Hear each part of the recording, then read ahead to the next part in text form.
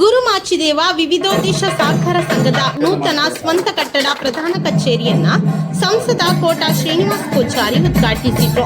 ಗುರುಮಾಚಿದೇವ ವಿವಿಧೋದ್ದೇಶ ಸಹಕಾರ ಸಂಘದ ಪ್ರಧಾನ ಕಚೇರಿಯನ್ನ ಅಧಿಕೃತವಾಗಿ ಆರಂಭ ಮಾಡುವ ಮೂಲಕ ಮಡಿವಾಳ ಸಮಾಜದವರು ಸಹಕಾರಿ ಕ್ಷೇತ್ರದಲ್ಲಿ ದಾಪುಗಾಲನ್ನ ಹಾಕಿಕೊಂಡಿದ್ದಾರೆ.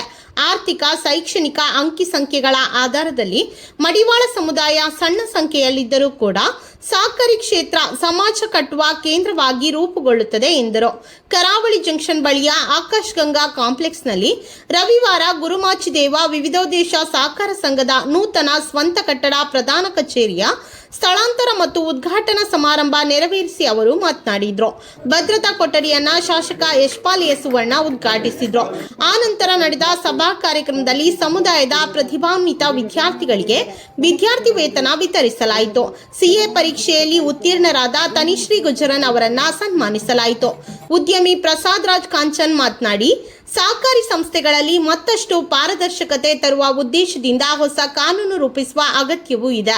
ತಂತ್ರಜ್ಞಾನ ಹಾಗೂ ಆಡಳಿತ ವರ್ಗ ಒಗ್ಗಟ್ಟಾಗಿದ್ದಾಗ ಸಂಸ್ಥೆ ಮತ್ತಷ್ಟು ಅಭಿವೃದ್ಧಿಯಾಗುವ ಜೊತೆಗೆ ಭ್ರಷ್ಟಾಚಾರವನ್ನ ತಡೆಗಟ್ಟಲು ಸಾಧ್ಯವಿದೆ ಎಂದರು.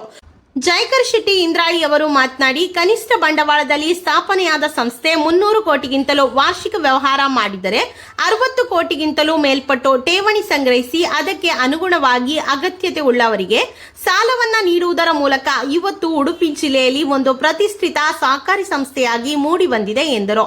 ನೂತನವಾಗಿ ಆರಂಭಗೊಂಡ ಕೇಂದ್ರ ಕಚೇರಿ ಮತ್ತು ಬ್ಯಾಂಕಿಂಗ್ ವಿಭಾಗ ಸುಮಾರು 2000 ಚದರ ಅಡಿ ವಿಸ್ತೀರ್ಣವಿದ್ದು ಸಂಪೂರ್ಣ ಹವಾನಿಯಂತ್ರಿತವಾಗಿದೆ. ಅತ್ಯಾಧುನಿಕ ತಂತ್ರಜ್ಞಾನ ಹೊಂದಿದ ಭದ್ರತಾ ಕೊಠಡಿ ಇರಲಿದ್ದು ಹೆಚ್ಚಿನ ಭದ್ರತೆಗೆ ಪೊಲೀಸ್ ಇಲಾಖೆ ಸಹಯೋಗದೊಂದಿಗೆ ಒಪ್ಪಂದ ಮಾಡಿಕೊಂಡ ಸೈನ್ ಇನ್ ಸೆಕ್ಯೂರಿಟಿ ಸಂಸ್ಥೆಯ ಸಿಸಿಟಿವಿಯನ್ನು ಅಳವಡಿಸಲಾಗಿದೆ. ಶಾಖೆಗಳ ವ್ಯವಹಾರವನ್ನ ಕೇಂದ್ರ ಕಚೇರಿಯಲ್ಲಿಯೇ ನಿಯಂತ್ರಿಸಲು ಕೋರ್ ಬ್ಯಾಂಕಿಂಗ್ ಸೊಲ್ಯೂಷನ್ ಸಾಫ್ಟ್ವೇರ್ ಅಳವಡಿಸಲಾಗಿದೆ. ಪ್ರಧಾನ ಕಚೇರಿಯಲ್ಲಿ ಆಸ್ತಿ ಅಡಮಾನ, ಗೃಹ ನಿರ್ಮಾಣ, ವಾಹನ, ಚಿನ್ನಾಭರಣ ಅಡಮಾನ ಸಾಲಗಳನ್ನು ಅತ್ಯಂತ ಆಕರ್ಷಕ ಬಡ್ಡಿ ದರದಲ್ಲಿ ನೀಡಲಾಗುವುದು ಎಂದು ಸಂಸ್ಥೆಯ ಅಧ್ಯಕ್ಷ ಎಚ್ ಆನಂದ ಮಡಿವಾಳ ತಿಳಿಸಿದರು.